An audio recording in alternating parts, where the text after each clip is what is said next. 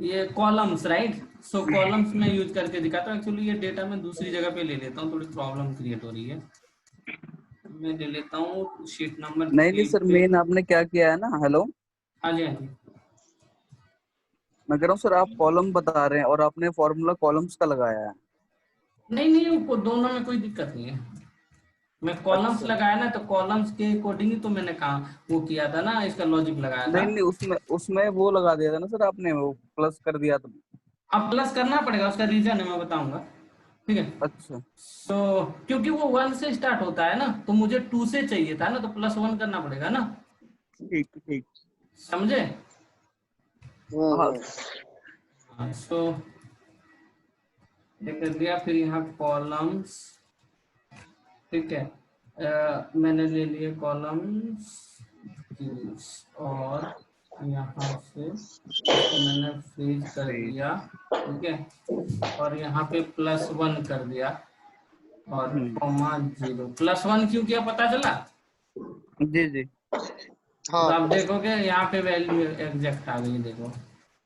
हम्म। ठीक है। ये प्लस से देखा जाए वी लुकअप से ज्यादा इजी है वैसे, है ना? वी लुकअप से नहीं, मैथ से ज्यादा इजी है, लेकिन ये डिसएडवांटेज भी तो दुनिया भर के हैं। जी जी। हाँ, ये भी है।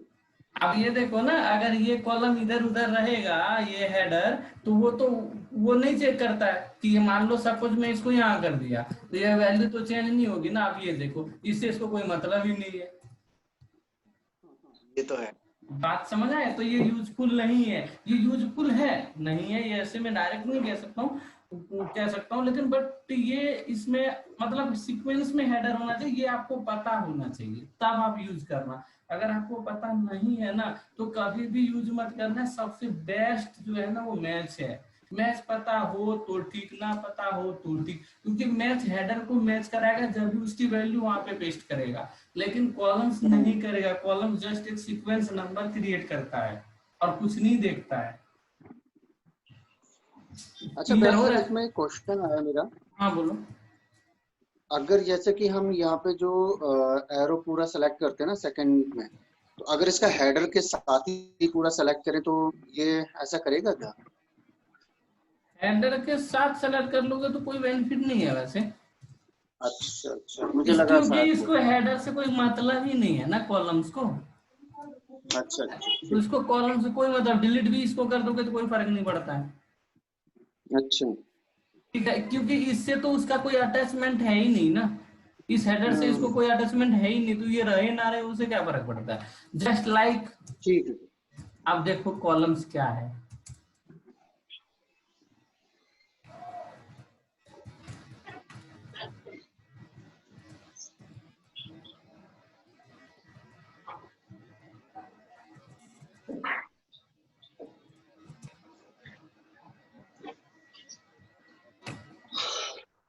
बात समझ आई?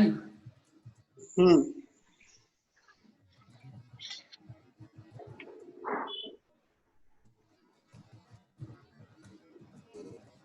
कॉलम्स ये है, ठीक है। ठीक ये है। है कॉलम्स। अब इसको इससे कोई मतलब ही नहीं है ना। ठीक है, मैंने यही हम्म, नंबर, सीक्वेंस नंबर समझे यही सर। पास कर दिए। कोई डाउट है? नहीं नहीं सर। सर। बस। तो देखो, मैंने और दो फॉर्मूले बताए थे कि मैं बताया था कि ये भी मैं लुकअप के साथ बताऊंगा, रो और रोज। याद है? तो रो और रोज यूज होगा एच लुकअप में, जो मैं कमिंग संडे बताऊंगा।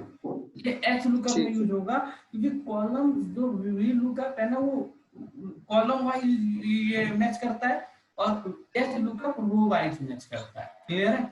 जी जी। तो वो मैं रो हम्म, और रोज दिखाऊंगा आपको एच लुकअप के साथ। कॉलम्स और कॉलम क्लियर हो गया? हाँ जी। ठीक है। नहीं, कुछ ऐसे स्टूडेंट होते हैं ना, वो सोचता है शायद इनको पता नहीं है, स्किप कर रहा है और ये बाद में देख के यूट्यूब में बताएगा, ऐसे मत सोचना। नहीं नहीं, मैं ऐसा सब कुछ कुछ अरे टाइम ऐसे पे नहीं कैसी बात बताऊंगा। कर रहे हो? नहीं, टाइम पे इसीलिए बताता हूँ जिस चीजों, जो जो फॉर्मूला जिस मतलब उस एग्जांपल के साथ एग्जैक्ट फिट नहीं होगा ना, तो जो समझ नहीं आएगा। बात समझ आएगी? मतलब सही जी टाइम पे बिल्कुल सही सर। चीजों को जी यूज नहीं करने से आपको समझ ही नहीं आएगा ये है क्या। क्लियर है? अब मैं बात करने जा रहा हूँ name manager. So name manager भी अगेन मोस्ट इम्पोर्टेंट है। इस एक नेमिंग फॉर्मूला बनाने के लिए यूज किया जाता है। मैं अगेन रिपीट करता हूँ, नेमिंग फॉर्मूला बनाने के लिए नेम मैनेजर का यूज किया जाता है। ठीक है, सो इसका ऑप्शन कहाँ है मैं दिखा देता हूँ। मैं ये भी बताया था कि मैं आपको फॉर्मूला के टाइम बताऊंगा। ये ऑप्शन कहाँ है उसको मैं दिखा देता हूँ। ये ऑप्शन आपको फॉर्मूला में जाके यहाँ पे मिलेगा, नेम मैनेजर। जो मैंने आपको, हो सकता है आप भूल गए होंगे लेकिन मैं नहीं भूलता हूँ। मैंने आपको ये ऑप्शन छोड़ दिया था, याद करो कि नेम मैनेजर, डिफाइन नेम, ये मैं बताऊंगा बाद में, ठीक है, फॉर्मूला के जी। टाइम। सो अब आपको यहाँ पे समझ आ जाएगा कि इसका यूज क्या है। ठीक है, दिखाता हूँ।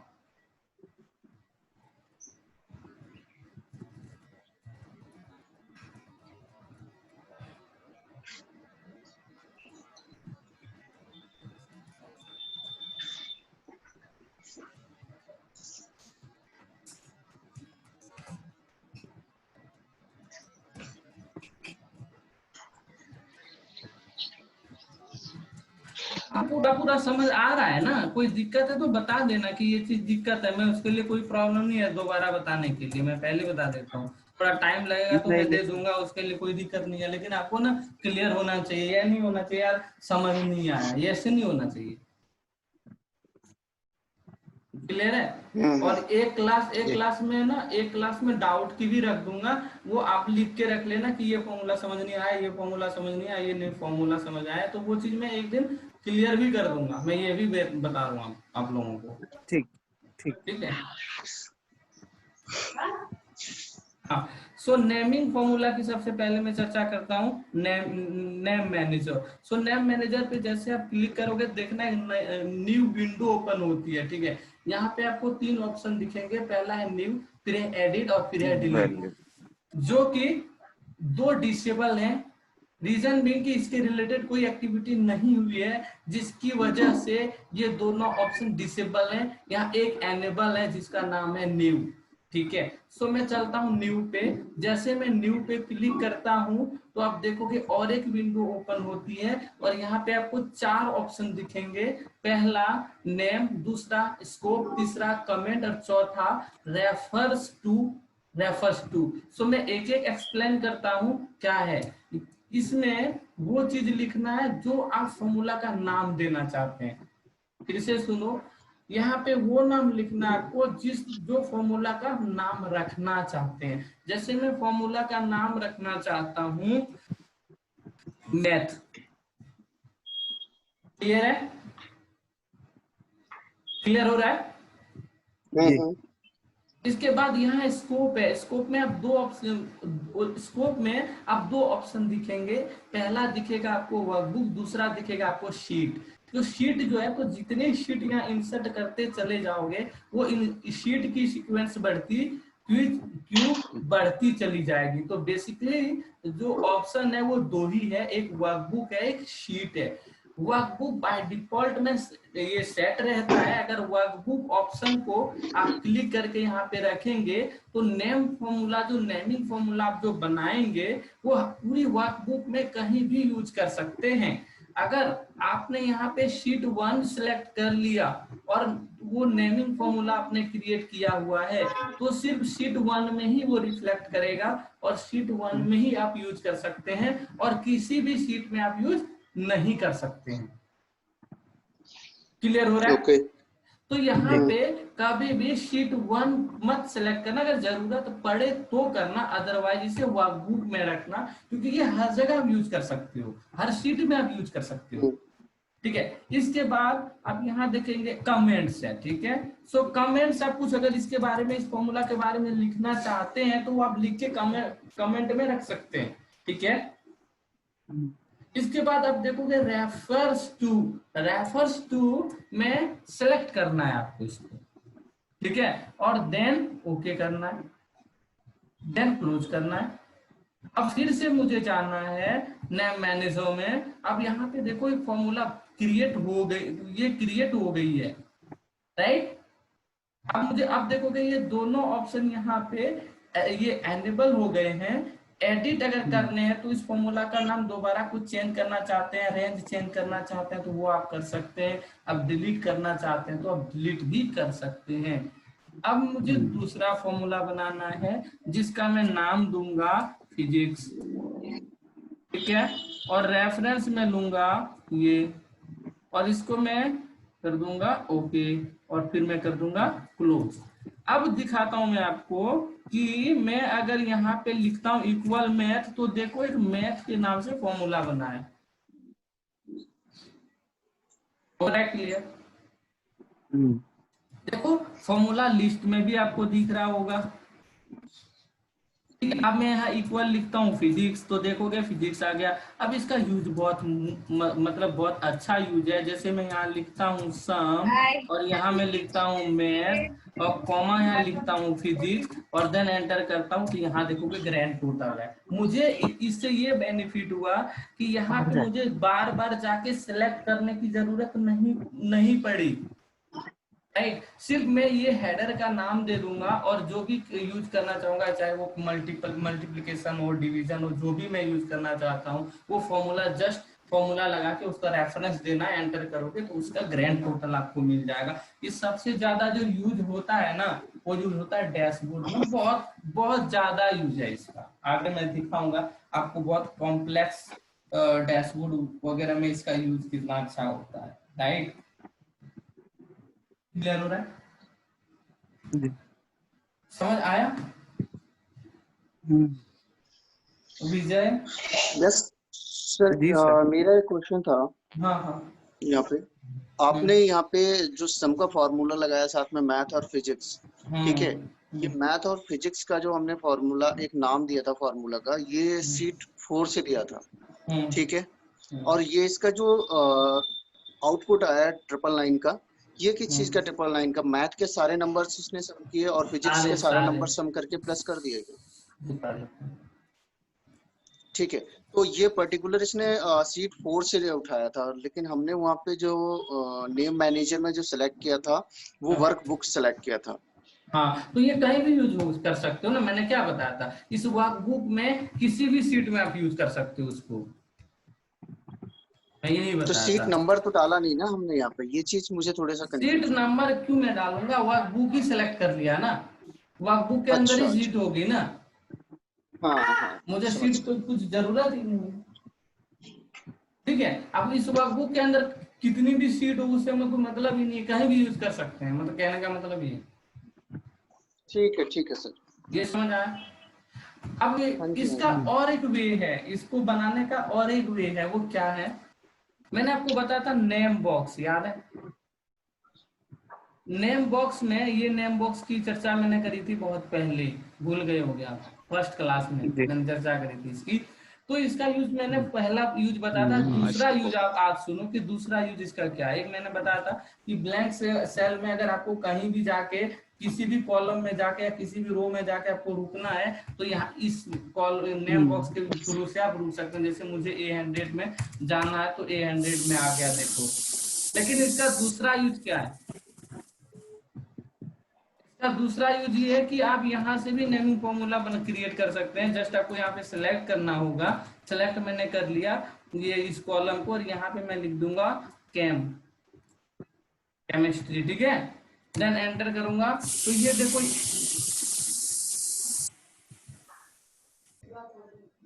सो हाँ, तो आप यहाँ पे देखोगे कि मैंने यहाँ से नेमिंग फॉर्मूला क्रिएट करी थी, तो यहाँ पे अब देखोगे कि यहाँ भी वो आ गया, यहाँ शो करने लगा, रिफ्लेक्ट आपको यहाँ करेगा वो 100%। आपको अगर लगता है यार इतनी ऑप्शन में जाके मुझे यहाँ से क्रिएट नहीं करने हैं, मुझे कम मेरे पास टाइम है, मैं यहीं से क्रिएट करना चाहता हूँ, तो अब यहाँ से भी क्रिएट कर सकते हैं। राइट, और यहाँ पे जितने फॉर्मूला बनते चले जाएंगे वो लिस्ट आपको यहाँ दिखेंगे। यहाँ पे इस जगह पे यूज फॉर्मूला, यहाँ पे देखो, जैसे टेक्स्ट में क्लिक करोगे तो टेक्स्ट के जितने फॉर्मूले सारे दिखते हैं, वैसे यूज इन फॉर्मूला, जैसे अब नेमिंग फॉर्मूला बनाते चले जाओगे उसकी लिस्ट यहाँ बनती चली जाएगी, और आपको यहाँ सारे रिफ्लेक्ट होंगे। जब जिस फॉर्मूला का यूज करने की जरूरत पड़े, जस्ट आपको क्लिक करना है, ठीक है। और ये चीज आप क्रिएट यहाँ से भी कर सकते हैं, डिफाइन नेम से भी डायरेक्ट विंडो दूसरी वाली विंडो ओपन हो जाएगी, राइट। सो यहाँ से भी आप वो फॉर्मूला को क्रिएट कर सकते हो। क्रिएट फ्रॉम सिलेक्शन, ये मैं कमिंग संडे बताऊंगा क्रिएट फ्रॉम सिलेक्शन का क्या यूज है। यहाँ तक आपको पूरा क्लियर हो गया है? जी ठीक है। सो शो फॉर्मूला, राइट। सो शो फॉर्मूला किस लिए यूज किया जाता है आई थिंक पता होगा, और नहीं पता तो मैं दिखा देता हूँ। शो फॉर्मूला में यहाँ पे पता है विजय एंड मनीष, शो फॉर्मूला का यूज नहीं पता? नहीं यहाँ पे देखोगे फॉर्मूला में यहाँ पे शो फॉर्मूला का ऑप्शन है, राइट। शो फॉर्मूलाज, हाँ जैसे मैं शो फॉर्मूलाज पे क्लिक कर दिया मैंने, अब मैं यहाँ पे कोई भी फॉर्मूला लगाऊंगा ना,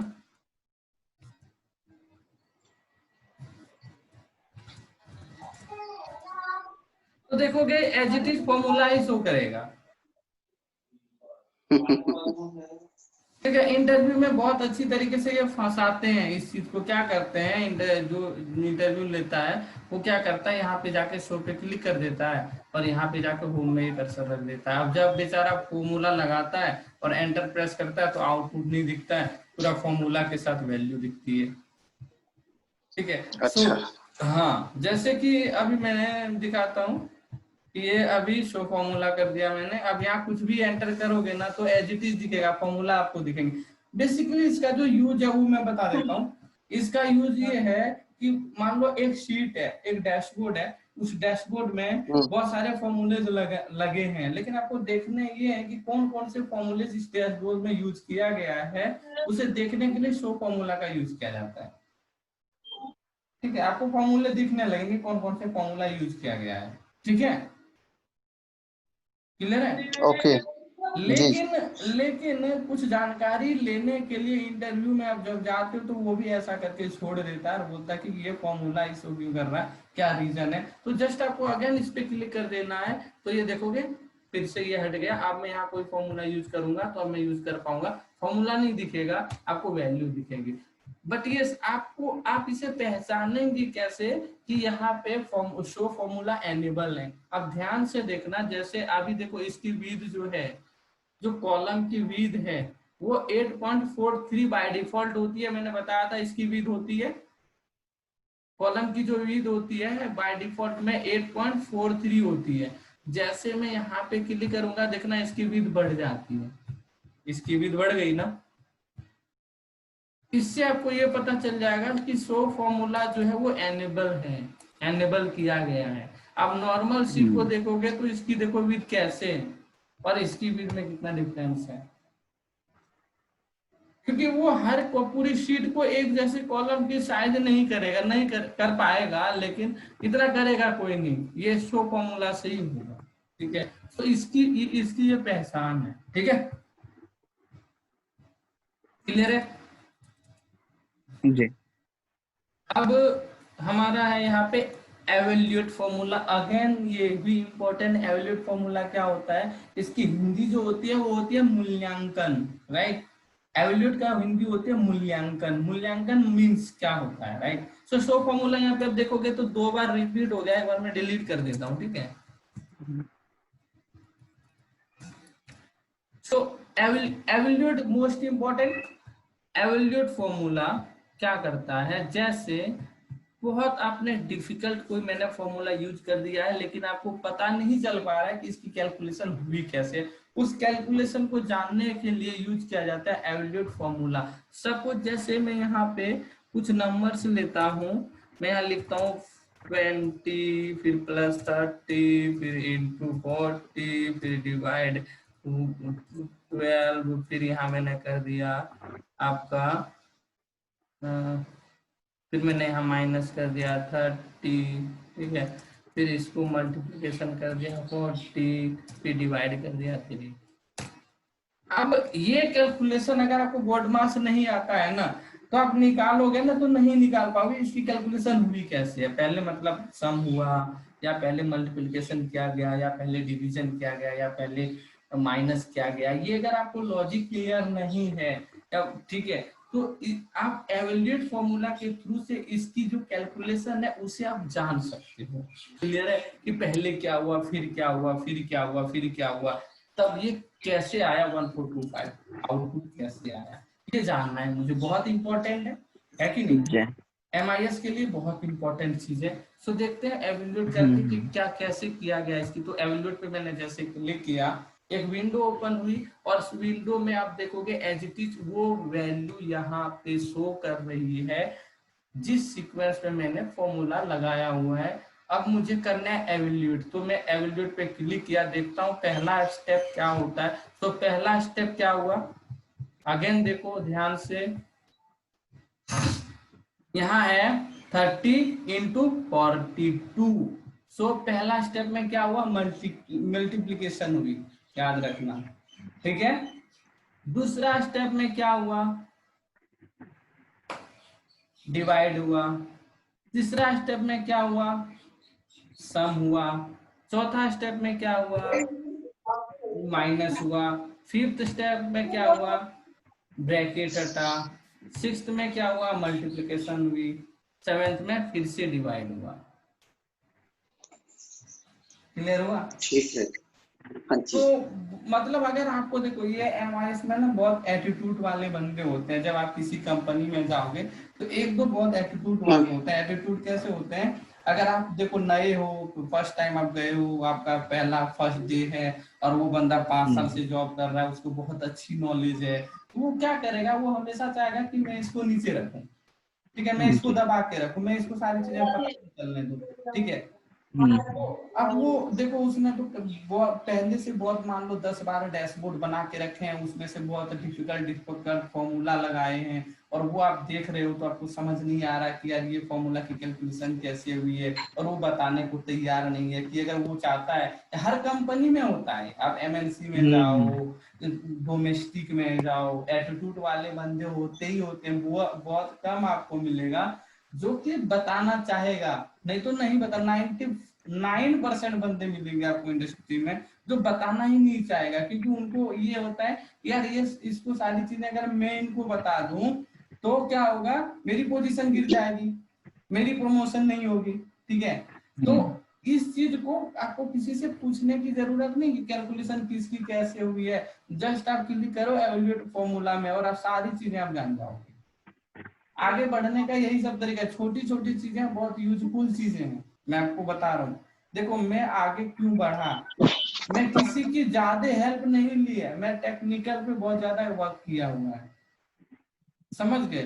तो देखो बताने के लिए इंडस्ट्री में बहुत कम है। मैं अभी भी फिर से रिपीट करता हूँ कि आप ये मत सोचना कि मैं किसी भी इंडस्ट्री में जाऊंगा और वहां मुझे पूरी हेल्प मिलेगी, ये भूल जाना। अगर इस मतलब आप ये मेंटेलिटी आपकी अभी है तो आप आगे नहीं बढ़ पाओगे किसी भी इंडस्ट्री में।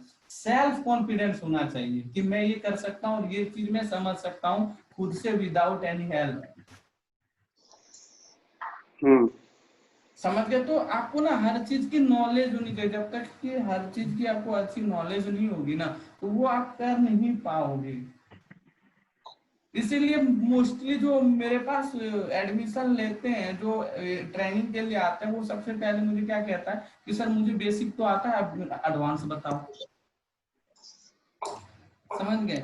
तो ये छोटी छोटी चीजें बहुत बड़ी चीजें नहीं है, आपको बहुत अच्छी तरीके से जानने की जरूरत है। ये क्लियर है? जी। चलो आगे मैं बढ़ता हूँ, आगे क्या है देखता हूँ। अब आगे है एरर चेकिंग। ये भी इंपॉर्टेंट है कि एरर चेकिंग क्या है। जैसे कुछ यहाँ हमने गलती करी है, अब वो मुझे पता नहीं चल रहा हमने गलती करी क्या है, ठीक है।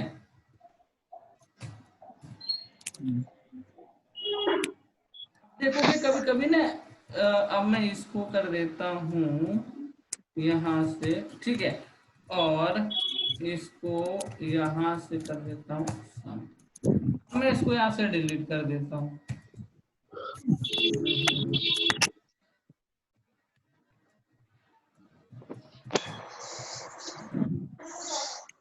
अब देखो ये रेफरेंस का जो एरर आया है ये मुझे जानना है कि इसको कैसे मैं सही करूं, इसकी चेकिंग कैसे करी जाए। तो यहाँ पे इसको सेलेक्ट करना है और चेकिंग पे जाना है। ये आपको बता देगा कि क्या गलती है। यहाँ पे आप देखोगे ये कह रहा है F9 है, ठीक है।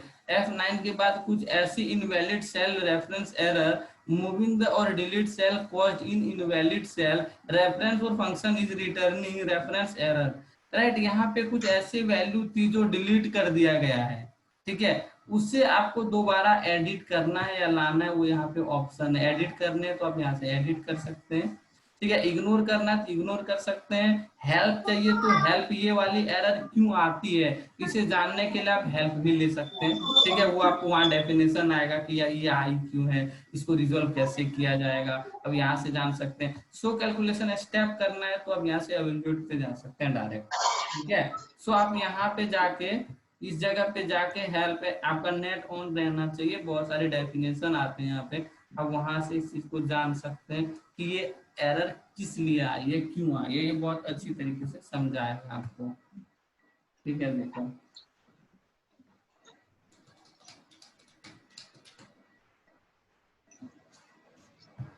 समझ रहे हो, ये डेफिनेशन पढ़े हो ना तो सारी चीजें आपको समझ आ जाएगी,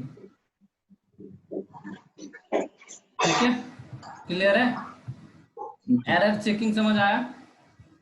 अब है, हाँ जी सर। अब है अब इसमें जो भी है ना थोड़ा टाइम लगने वाला है, ज्यादा time. Custom validation formula conditional formatting Excel error, time थोड़ा कम है। अभी मैंने जितने बताए उसमें कुछ डाउट है क्या? नहीं नहीं। तो ये दोनों चीजें ना, वॉइस बैकग्राउंड से बहुत ज्यादा वो आ रही है कि वॉइस आ रही है,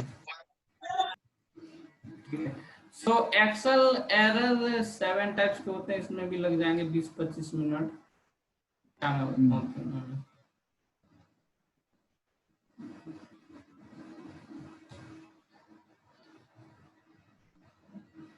ऐसा कर लेता हूँ, 2-3 एरर बता देता हूँ, फिर कमिंग संडे सारे एरर बता के कस्टम वैलिडेशन कंडीशनल फॉर्मेटिंग ये सारी चीजें बता के फिर हम आगे बढ़ेंगे, ठीक है।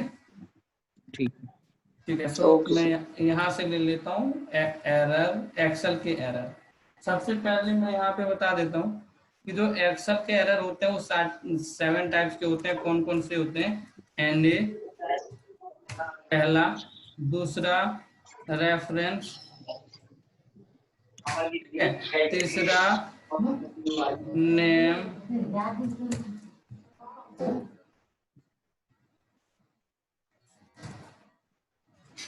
चौथा नल, पांचवा डिव, छठा एनए रेफरेंस नेम नल डिव, और याद करो और कौन सा होता है।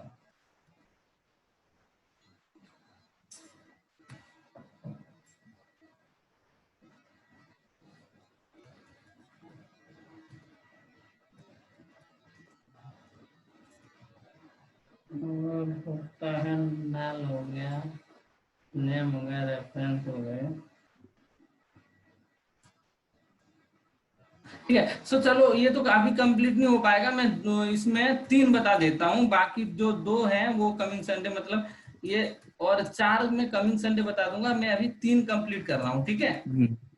एनए आपको ठीक। पता होगा, एनए कब आता है? एनए आता है जब एक दूसरे से आईडी मैच नहीं करती है। सबसे ज्यादा जो एनए का आपको एरर मिलेगा वो मिलेगा वी लुकअप में, ठीक है। मैं आपको यहाँ दिखा देता हूँ यहाँ पे यूज करके, जैसे एनए बहुत फेमस है। एनए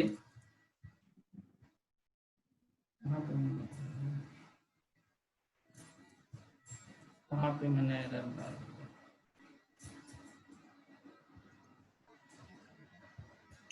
हाँ, सो एनए देखो यहाँ पे,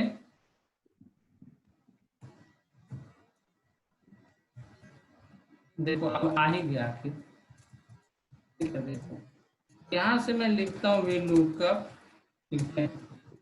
और ये मैंने ले लिया शीट नंबर, ये दूसरे नंबर पे ये 0, ठीक है। अब यहाँ पे जैसे ये वाली आईडी है,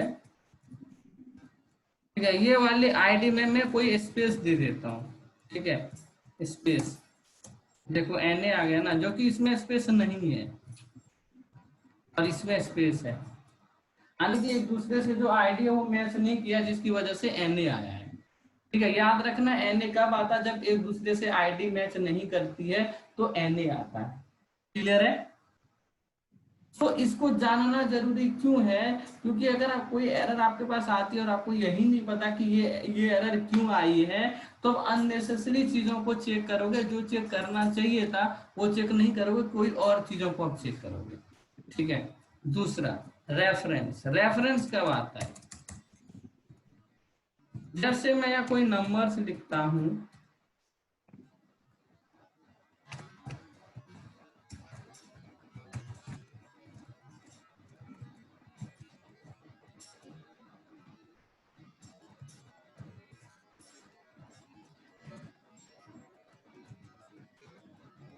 और मैं इसको सम करता हूं, और जैसे मैं कोई भी कॉलम को डिलीट कर देता हूं, तो जब कोई रेफरेंस, जब कोई कॉलम डिलीट कर दिया जाता है तो उस सिचुएशन में रेफरेंस का एरर आता है। यहाँ पे देखोगे रेफरेंस, यानी कि इसमें से 3 कॉलम में से एक कॉलम को डिलीट कर दिया गया है, जिसकी वजह से रेफरेंस का एरर आया था। Last one is name, name का एरर कब आता है, जब मैं लिखता हूं सम, और इसको मैं कर देता हूं शाम। सो यहाँ पे देखोगे जो फॉर्मूला की स्पेलिंग है ना वो इनकरेक्ट है, जिसकी वजह से नेम की एरर आई है, तो ये हमें सही करना है। यहाँ जैसे मैं M लिख दूंगा, ठीक है, आप देखोगे ये रिजॉल्व हो जाएगा, क्लियर है, ये तीनों समझ आया।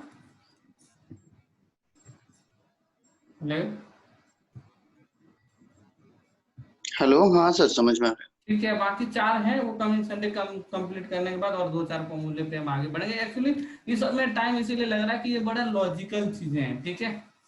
सो आज के लिए इतना ही रखते हैं, शाम को वीडियो मिल जाएगी आपको। अभी मैं तुरंत एक्सेल की फाइल शेयर कर रहा हूँ, ठीक है। Video sir link